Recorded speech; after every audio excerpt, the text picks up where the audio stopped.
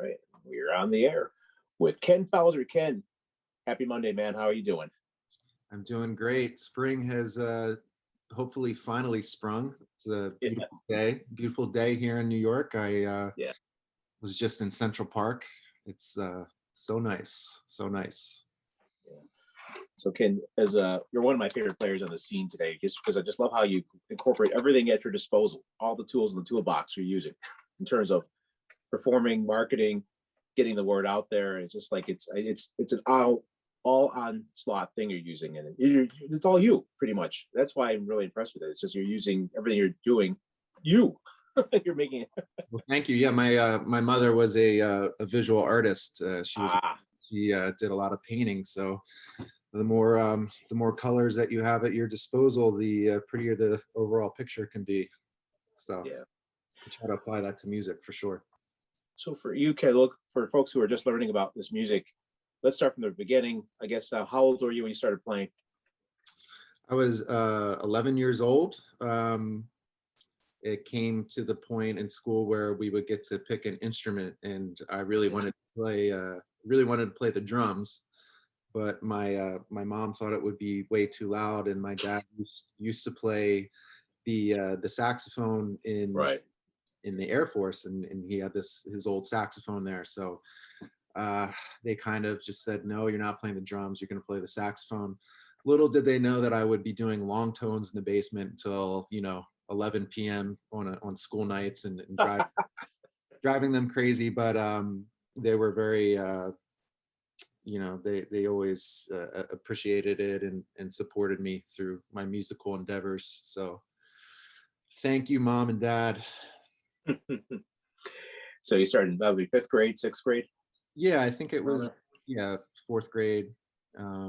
Got some private lessons with a local guy in southern New Jersey named Tony Salicandro, and then I went on to school at the University of the Arts in Philadelphia and kind of tried to absorb some of that scene for 3 years, and then I made my way up to the New York area, transferred to William Patterson, studied with the great Harold Mayburn and Eric Alexander, and then kind of moved to New York, went to SUNY Purchase for graduate school. But that was just really an excuse to go hang out at Smalls and go to the jam sessions until 4 o'clock in the morning and be around all the great musicians in New York. So I've been very fortunate getting to experience two cities in my musical upbringing. Oh, wow. Speaking with Ken Fowser. So Ken, talk about the two different classrooms, the classroom on the bandstand, as well as the actual classroom in the conservatory. Some folks think there's no difference, but other folks think they're two different worlds apart, and they're both necessary. For you, what is it like? They're totally two different worlds apart. I mean, for me, music itself is the best teacher. I feel like you can benefit from somebody explaining verbally what to do, but I feel like I've always learned best from somebody just actually doing something. Like if you want to learn to throw a football, somebody could say you take your arm back and then you put put force into a forward motion and then release the ball. Or you could just have your professional quarterback just throw the ball and say do this. So for me, I benefited from learning from like lessons with Harold Mayburn, where I would come in and he would just start playing a song and I would have to try to figure it out. Or if I was at Smalls at 3 o'clock in the morning and somebody like Roy Hargrove happened to come in and just started playing a song, you have no choice but to, get with it. Like you're going to go down hard if you try to think too much. You have to kind of use your ears. So to me, that kind of active participation and do or die urgency of being in the moment and on the bandstand or with like legendary musicians is the best way to learn, in my opinion. I don't need to read like a book, I don't need to read a book on theory or certain things. I mean, they can certainly be helpful. So I think it is good to have both, but You know, you kind of can't recreate that trial by fire bandstand situation, in my opinion. All right. Speaking of Ken Fowser, Ken, you mentioned something about where with Harold Mayburn. He told me something years ago. This is back, 15 plus years ago. And I was asking him with the band he had with Eric Alexander and the gang, Joe Farnsworth. And I remember asking him about why he didn't play a lot of Lee Morgan songs with him. And he said something always stuck with me. He said, you know what? They're not ready yet. When these guys are in their mid 30s. Said they're not ready yet. And then fast forward about 10 years later, they started playing Lee Morgan songs. I said, Harold, what changed? They're ready. What happened? Life happened. They had some things going through their lives. Now they're ready to take that music on, because now it's just not knowing the notes and tones, but they have to live and experience certain things in their lives to be ready to play that music. I thought, wow, that just, I don't know, hit me like, man, it's just more, it's just so much more than just notes and tones and playing. You actually have to understand life to be able to embrace certain music, this music. And that's when you said that, it just rang a bell what Harold told me years ago. That's amazing. That's a great story. I haven't heard that one, but yeah, that surely makes sense. I mean, I find, I mean, music is definitely about life, and we're all changing and we're growing, and that's what I love about this music and jazz, and you know, I can hear a record that I listened to 10 years ago and hear it now and hear it in a completely different way. And Yeah. same thing, compositionally speaking too. It's like I find my writing developing in different ways, and I also find my writing being influenced by life. And unfortunately, it's usually when there's something, you know, something depressing or something, you know, something. But life happens. Yeah, life happens. That kind of, I've always felt that adversity breeds the most, breeds beauty. It breeds the most beautiful music. And I think that's really, I mean, really what this art form is all about, you know. So I can certainly see how living and experiencing life definitely changes one's musical approach and concepts. Mm. Speaking of Ken Fowser, that being said, so Ken, what have you learned about yourself during this past year? Well, that's a tough question. I've learned a lot of things about myself. I feel like I've learned to accept myself more than I used to, and I've learned to embrace the time alone more than I used to. I used to kind of be the person that I couldn't really stand being by myself. I always wanted to go out and hear music and be around people constantly, but kind of just delved into being more aware of my feelings in the moment, and you know, I got into cooking during the pandemic, and Nice. the in old movies, and it's been interesting watching a lot of these old movies and seeing the root of where a lot of the American songbook came from. You know, for me, it's like I would learn these songs and I would check out the vocal versions, but it's very cool. Like if you watch an old black and white film, and you see like where they actually came from. So reading, and I've been doing a lot of writing. I think I have about 16 original compositions set to go for whenever I have the opportunity to record the next album, which hopefully will be soon, now that things are kind of getting back to some sense of normalcy here in New York. So yeah, that's about it. Wow. Speaking with Ken Fowser, Ken, when I had a chance to see you live for the first time at the Django, I always like to look at the crowd, the makeup of the crowd, and who's into it, who's there, and what's going on. And I was interested because your show is in a unique situation, because generally when I go to show, I just turned 50. I'm usually either the middle of the pack or on the younger side, or the oldest guy or the youngest guy there. It was so refreshing to be, I think, one of the oldest people there in the audience for that set. I can't tell you how happy I was. Like, I'm the old man of the club. This is the best feel in the world. It was cool seeing like people who are younger, like under 35, digging the show and enjoying the music and the vibe. So, and I guess that's not an unusual thing. So what have you been able to do you think, to get that kind of crowd in to come to the shows, come to the Django, and enjoy your music? Well, so I play at the Django every Friday, and I was also I'm still doing booking. So I try to really create like a I try to create.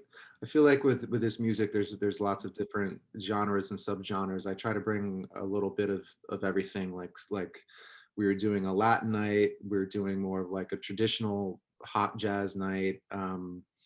Sometimes it's more of like R&B soul kind of thing, and then what I do particularly on Fridays is very much like a straight ahead kind of thing. So I like to bring different communities to the bandstand. I feel like it's very important to do that. And while I do have some set people that I play with more often, I like to change things up for my gigs. I like to, maybe feature somebody, bring in somebody like Peter Bernstein, or a guy like Jeremy Pelt will come in, or Josh Evans, or Mike Ladon sometimes, or I try to do things to kind of keep it fresh. And I also try to pick songs that have a variety, and flow to the set list to kind of keep things interesting. I feel like that's very important, and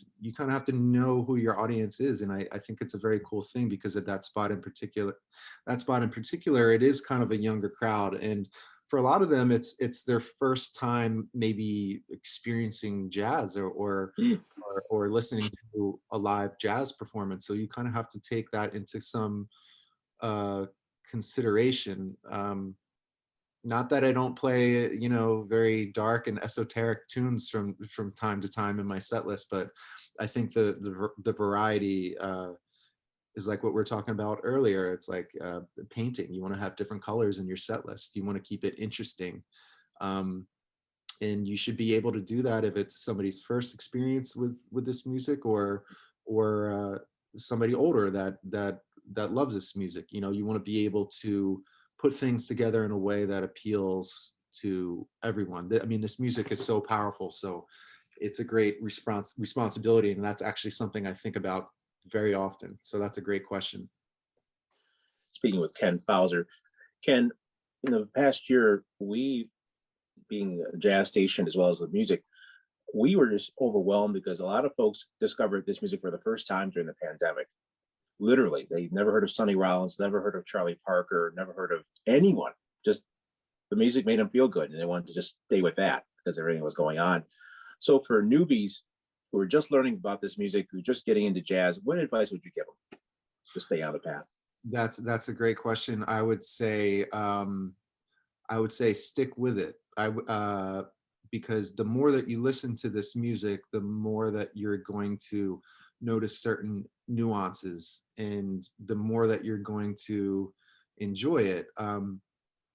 For me, I don't know if you've experienced this, but it seems like some people that just start listening to jazz, and the ones that are critical of it say it all sounds the same, which is funny. I mean, I understand it, because I feel like what's happening when you first start listening is that you're so overwhelmed with all these different things happening at once, and how they're coming together. And you're probably not quite hearing these details that, to me, make this music so interesting. And like I said earlier in this interview, I could listen to something that I listened to 10 years ago now and hear it in a different way, because our ears kind of change and kind of develop. That being said, I think it's good to kind of go back, and when I first was listening to music, I would like fall in love with a certain artist, and then like Hank Mobley, like I really loved Hank Mobley, and I would check out all of his records. I would just go on like a Hank Mobley binge, and then maybe discover somebody else like Clifford Jordan, or Eddie Harris, or Stanley Turrentine, and I would just really fall down these rabbit holes.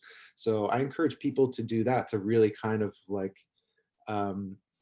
maybe pick an artist that they like, and really kind of follow their their career and how that they developed. I find that to be very interesting. I mean, you can listen to, we were talking about Lee Morgan, you can listen to like the early Lee Morgan, like Candy, or and then you can listen to like Live at the Lighthouse, and the way Yeah. that completely changed. I mean, it's truly amazing. So yeah, that's what I would really encourage new listeners to kind of key in on.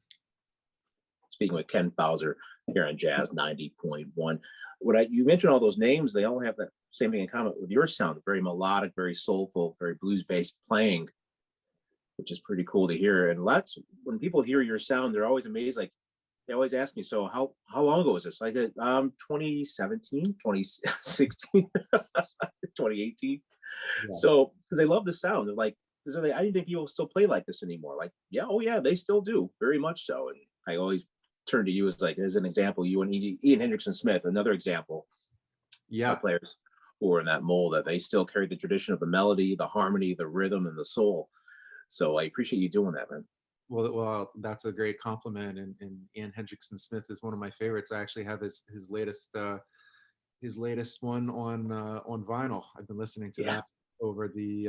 I love the fact that he's pressing vinyl, because there is something about that old sound, and even the way that it's recorded. It's like a lot of times we're all in one room, and it's like truly like we're not doing a bunch of like post editing and kind of things like that. We're trying to keep the spirit. I mean, I should only speak for myself, but I try to keep that that rawness and that spirit and that authenticity, and sound is one of the most important things to me. I mean, I'm a sound fanatic. I'm always doing long tones and trying to find mouthpieces and reeds, and really just trying to emulate the things that I personally like about the masters. So that's a great compliment. So thank you very much.